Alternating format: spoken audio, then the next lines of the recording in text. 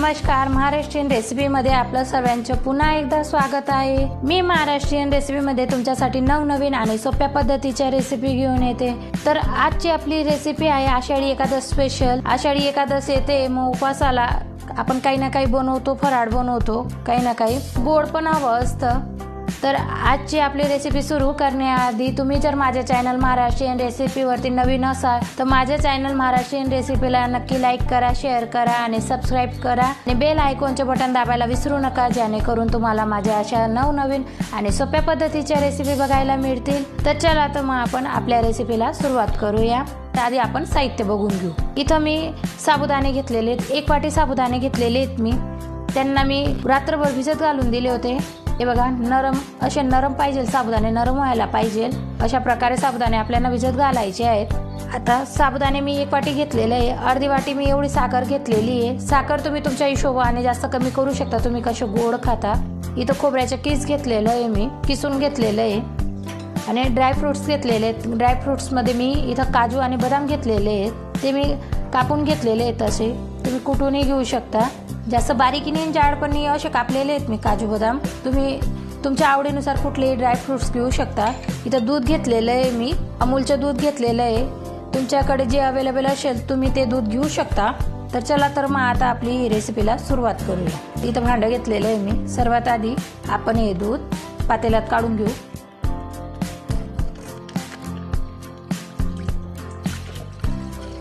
तर अर्धा लिटर दूध घेतलेलं आहे मी। तुम्हाला किती खीर बनवायची त्या हिशोबाने तुम्ही घेऊ शकता दूध। आता या दुधाला आपण गॅसवरती गरम करायला, म्हणजे उकळ आणू एवढं गरम करू आपण दूध ठेवू गॅसवरती। इथं दूध ठेवलेलं आहे। आता आपल्याला दुधाला छान उकळ येऊ द्यायची। बघा, दुधाला छान अशी उकळ आलेली आहे, मस्तपैकी दूध उकळलेलं आहे। तर दूध उकळलेलं आहे, तर आपल्याला आपले हे साबुदाणे टाकून द्यायचे त्याच्यामध्ये।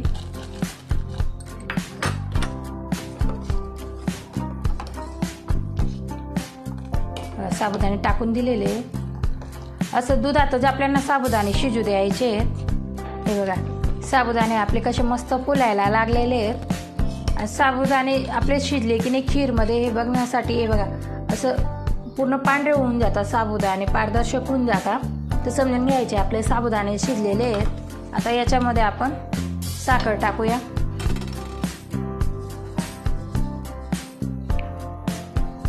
मी आधीच म्हटली होती, गोड तुम्ही तुमच्या हिशोबाने कमी जास्त करू शकता।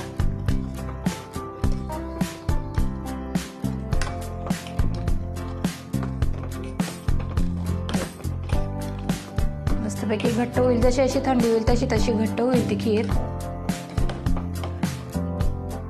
अगदी सोपी आणि झटपट बनणारी रेसिपी आहे, नक्की ट्राय करून बघा तुम्ही उपवासाला।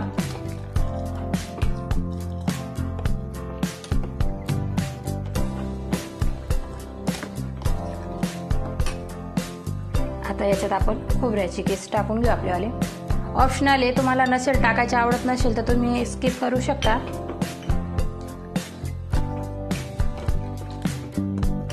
आता ड्रायफ्रुट्स टाकून घ्या आपल्यावाले। तुमच्याकडे केसर असेल तर तुम्ही केसरही टाकू शकता, किशमिश असेल, आपल्या आवडीनुसार बनवली तर प्रत्येकाला आवडतं। कशी घट्ट होते, जशी अशी उकळ येते तशी तशी खीर घट्ट होते। आता हिला हलवतच राहू आपण थोडं।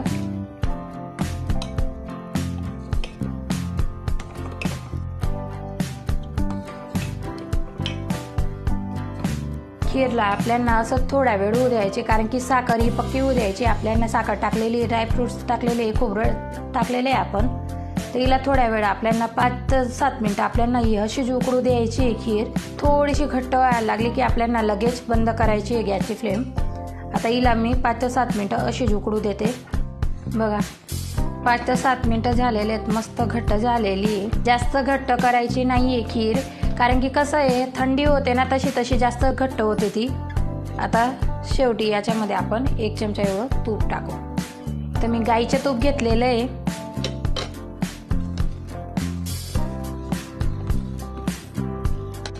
आता उकड येऊ देऊ आपण हिला।